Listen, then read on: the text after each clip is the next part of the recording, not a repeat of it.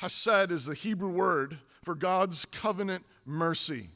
That's what it says there in verse 4. Return, O Lord, deliver my soul. O save me for thy mercy's sake. The word there is hesed. The word hesed is the word for God's covenant mercy, his covenant steadfast love, his promised loving kindness. God's hesed is his sworn allegiance to his people in the covenant. This is the center of David's appeal in the midst of all his pain. He's essentially saying, I am yours, save me, deliver me, because you have claimed me and you have promised to never leave me. Save me for the sake of your covenant mercy. Save me for the sake of your covenant loving kindness, your steadfast love. This is what gives Christians great boldness, even in the face of great trouble. This covenant mercy, God has promised it. God has promised it. He has sworn an oath. My mercy will not leave you. My loving kindness will not leave you. It is for you and it is with you. So whatever we're facing, whatever is wearing on you and wearing you thin, just sickness that won't stop, pain that won't stop, death of loved ones, the abortion carnage, all the corruption in our public square, terrorism, war, all the sexual debauchery, the way that our children are being targeted. We do not deserve God's mercy, but God has freely promised it, and therefore he loves to be asked for it.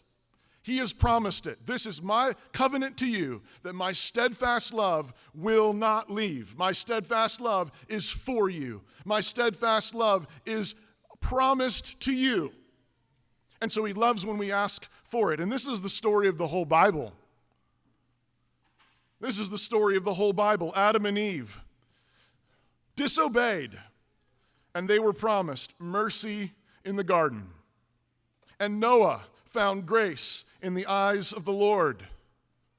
And God's covenant mercy called Abraham, Isaac, and Jacob. And God's covenant mercy delivered Israel out of Egypt. And God's covenant loving kindness led them through the wilderness. And God's covenant mercy led them into the promised land and established the kingdom under David. None of those people were perfect. None of those people were sinless. The Bible's so helpful. For all time, we know their sins. Adam, Noah, Abraham, Isaac, Jacob, Israel, Moses, David, sinners all. What made them great? Just faith in the covenant promises of God. That's it. They trusted God's promises. They failed, they sinned, they screwed up. And God's covenant promises were there. And in the midst of the darkness, in the midst of the failures, in the midst of the great sin, they turned and they said, but God, you promised not to leave us. We don't deserve it, but you promised that when we didn't deserve it, you'd still be there. Despite all their sins and failures, God's covenant is his sure and eternal word to be the God of his people and to save them and to deliver them from all their sins, from all their trouble, and from the grave and all their enemies.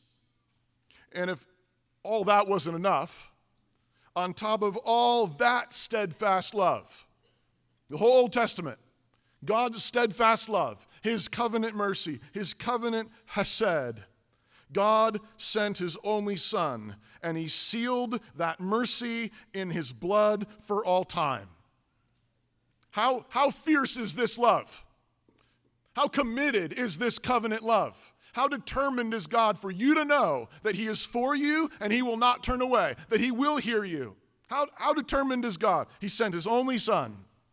And his only Son was born of a woman, lived an ordinary human life, was betrayed by friends, was strung up in a sham trial, lied about, spat on, mocked, beaten to a bloody pulp, and nailed on a cross. God says, this is my commitment. I will never leave you. Giving his only son for you. Do you see it? That's God's covenant loving kindness. His sure word, his promise, his oath. He will not leave you. He is for you. He is for your family. He is for your city. He is for your nation. He is for your business. Sealed in the blood of Christ.